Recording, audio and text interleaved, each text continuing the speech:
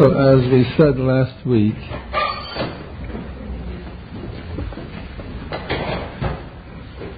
we Yidden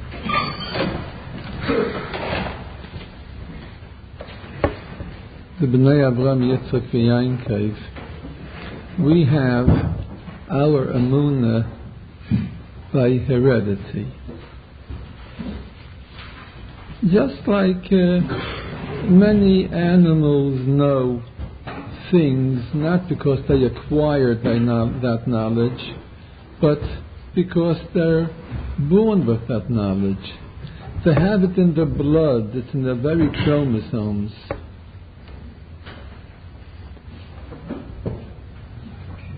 Even by human beings you have that. An infant is just born, and it has to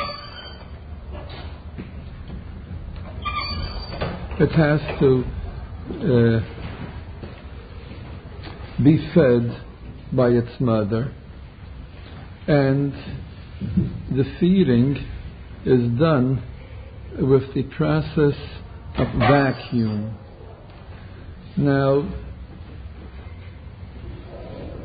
if the child wouldn't know how to form a vacuum with his lips, he wouldn't be able to be fed. He'd die from hunger. He's born with that. He knows one of the scientific laws of vacuum. Later he forgets it until he studies it in school. But there are knowledges which come b'Yerusha. So therefore, a bird, when now in the autumn flies back to the warm countries in South America, and then again it'll come back in spring here, it'll come to the exact same tree, to the exact same backyard that it was inhabiting 6 months ago. This bird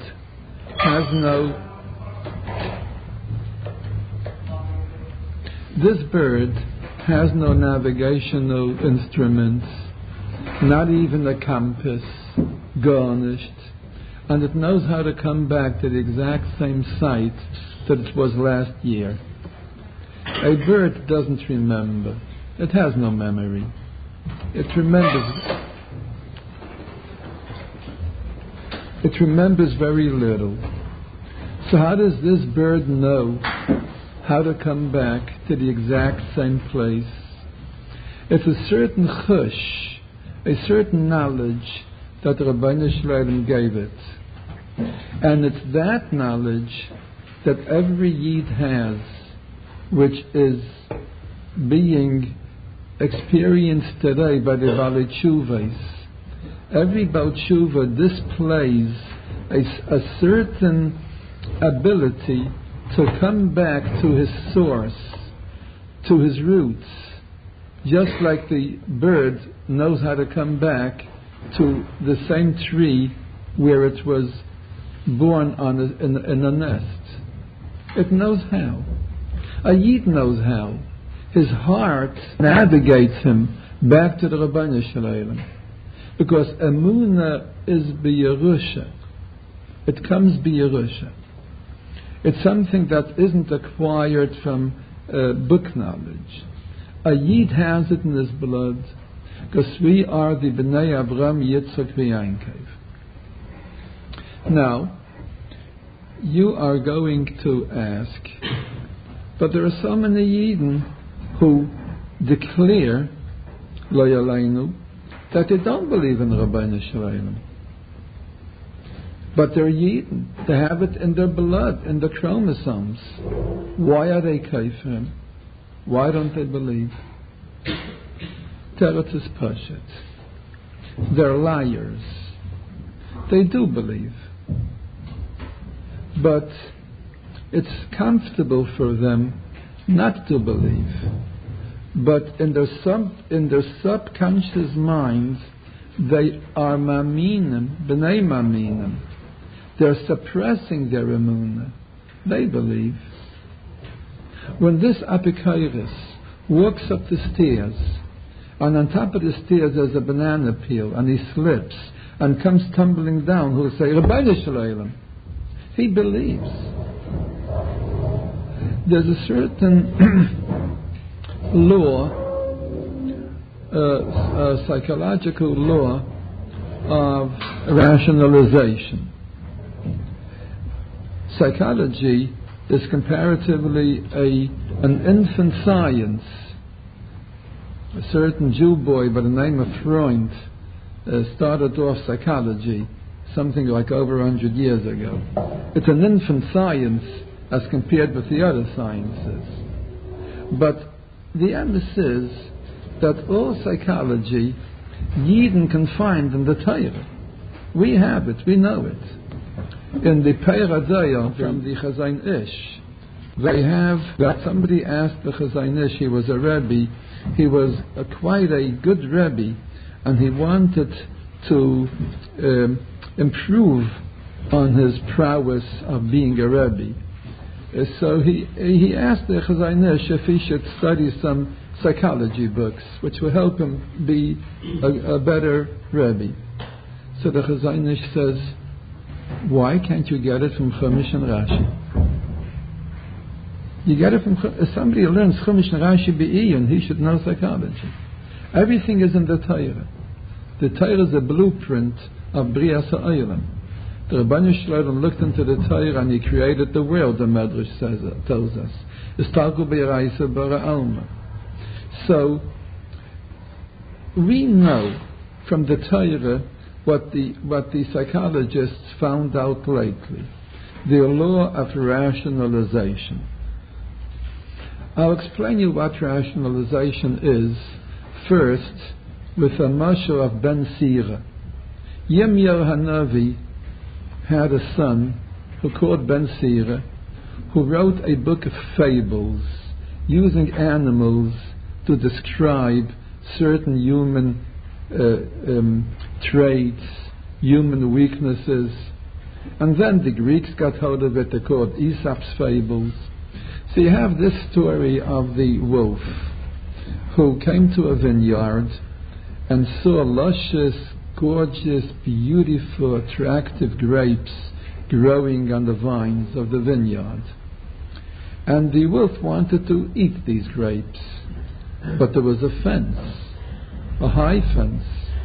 So for 3 days and 3 nights, the wolf tried to climb over the fence, and he couldn't. So what did the wolf do? He turned around and said, sour grapes. They're sour anyway. What's pshat? There's a certain ego, a gaiva, in a person, I don't know if it's in the wolf, but it's certainly in the person, that doesn't want to admit his shortcomings. So he won't admit, he'll say something else is wrong. This wolf didn't want to admit that he hasn't got the ability to climb over this fence. He's a wolf and he's strong. Why can't he climb over the fence? There's nothing wrong with the wolf. The grapes are sour. You have, let's say, a bacha learning in the yeshiva. And he isn't doing well. So he'll say, the lighting isn't good, I can't see. The Rabbi doesn't explain. Face, other such things. Everything is, he's okay. Something else is at fault. Let's say a bacha who isn't experienced builds a sukkah. And whenever he bangs the hammer down, he manages, instead of knocking on the nail, he'll knock it on his thumb. So he'll say something is wrong with this hammer. He won't say he doesn't know how to hit the nail on the head. Something is wrong with the hammer. A person naturally, because of his gaiva, or as a psychologist call it, his ego, won't admit his faults. he'll say something else is wrong. That's called rationalization. You have a story in Nevi'im. Yeshua conquered Yericho by Kiddush Haaretz, and he said, Yericho is chayrim. Nobody is allowed to rebuild Yericho. Whoever rebuilds Yericho, bebechayra yazdana, ubetzeira yakum delaseha. When he starts building Yericho, his oldest son is going to die, and when he finishes building Yericho and he affixes the doors on the walls, his youngest son will die. He cursed anybody who will rebuild Yericho. So there was a person there called Chiyad Beisa Eili, as the pasuk tells us in Shayfna, the story. He started rebuilding Yericho, and when he started and he had 10 sons. When he started building it, his oldest son died, and when he affixed the doors, the gates, his youngest son died.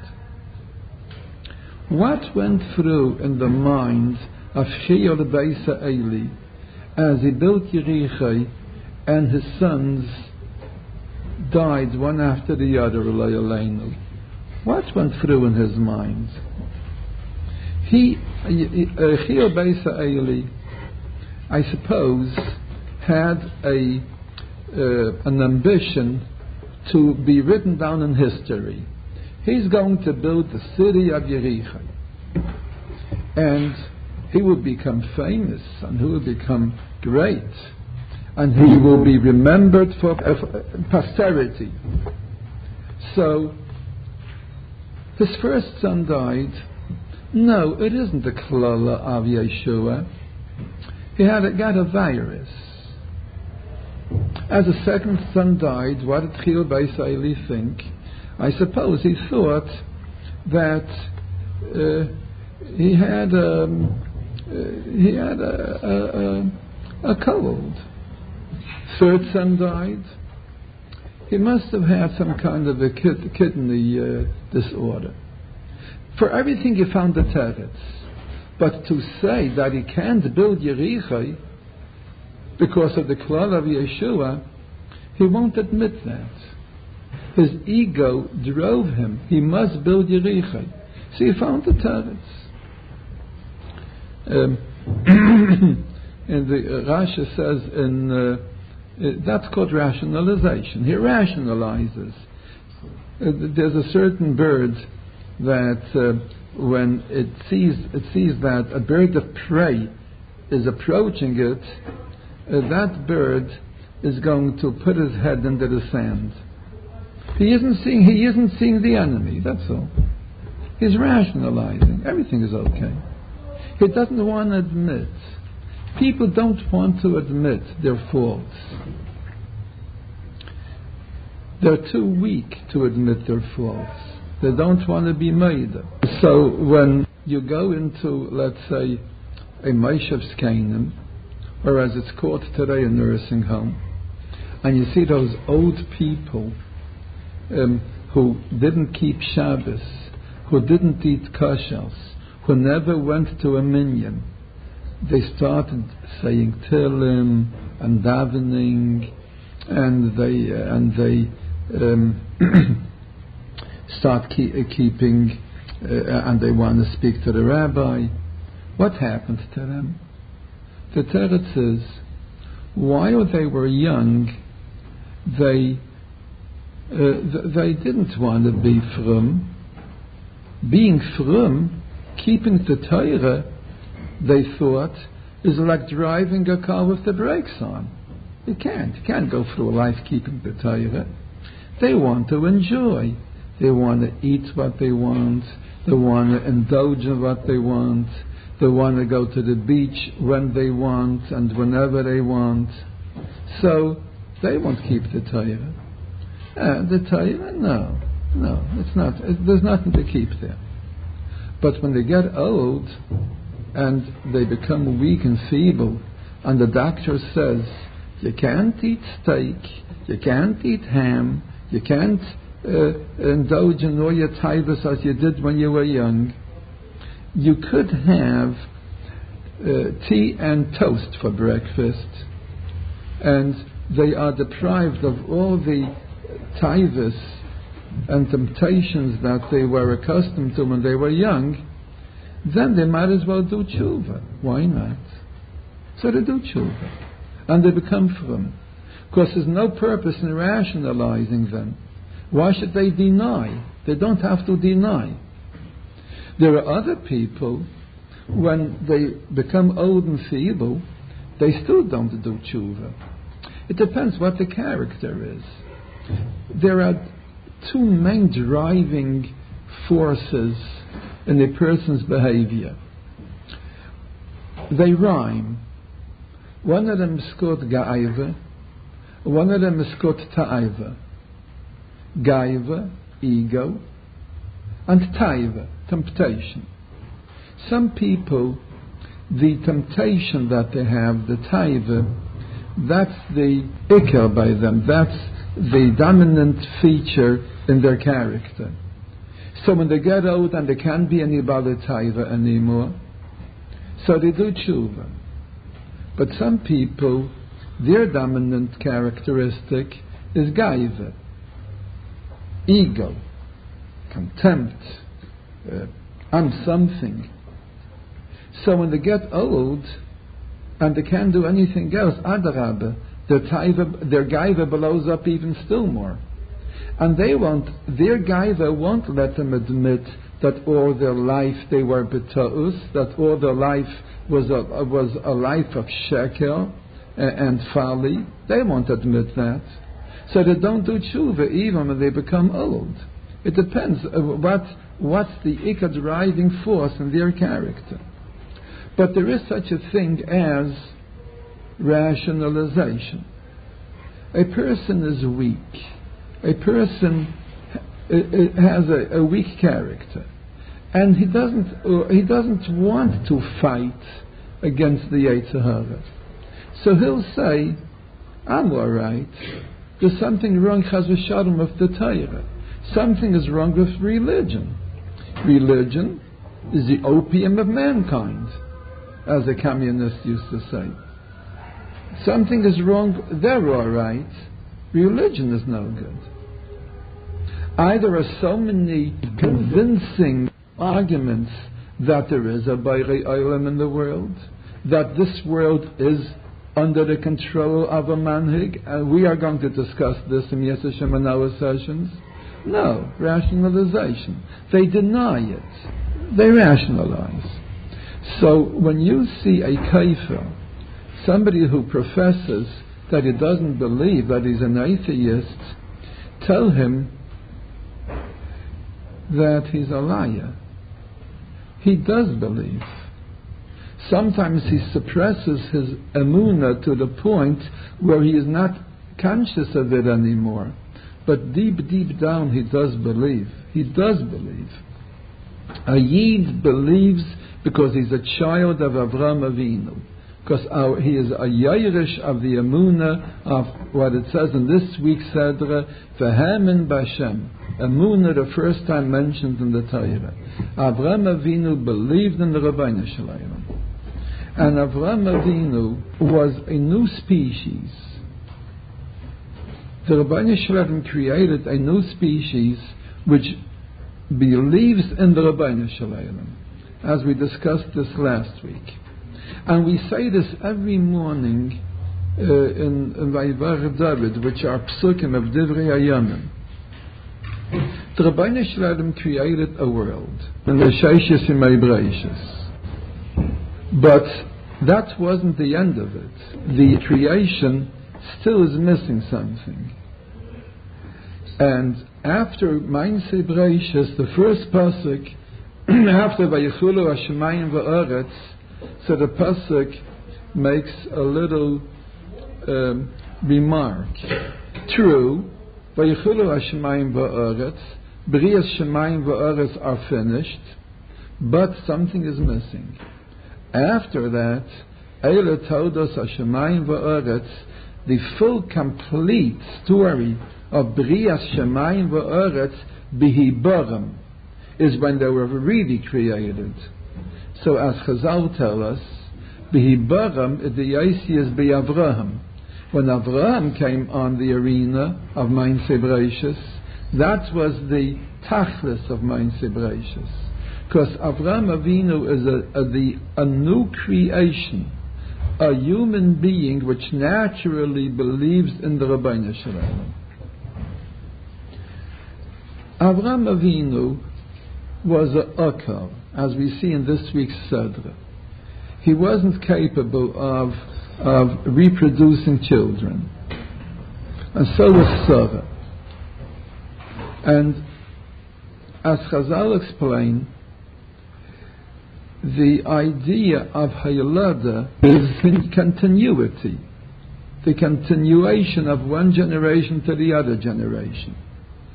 And in the human system, as in any system of plants or animals, there is a kayach of recreating, of reproduction, to continue the same species. Avraham Avinu is a new species. If he would have been capable of being Moiled, it means that he's a son of Terach, and that Yitzchak would be a grandchild of Terach. No, it doesn't work that way. The Rabbeinu Shalom severed all the connections he had with the previous generations, and he cannot anymore continue the line of the previous creations, of the previous generations. So therefore he was a akal. He's a new species. And just like the Rabbeinu Shalom by Mainsei Bereishis gave a bracha to all the beings that they will be able to continue and reproduce, Avraham Avinu also needed this additional kayach. And the Rabbeinu Shalom gave him this additional kayach. And he added the hey to his name. The klal is, I can't go into much explanation now, but I'll just tell you the fact. The ice hay is mesugel for haylada. There was a segula, women who don't have any children, they wear a necklace or a bracelet with a silver hay on it. That is mesugel for children. And as the Chazal tell us, that Sarai couldn't have any children until she had a hay added to her name, Sarah. Avraham couldn't have any children until he was Avraham, a hay added to his name. And he did have Yishmael, but we'll soon talk about that. But to have Yitzchak, the new species of that Klal Yisrael comes out from, no, he has to have that hay. And Rachel had no hay in her name, and she was an Akara, so therefore her maid was called Bilha.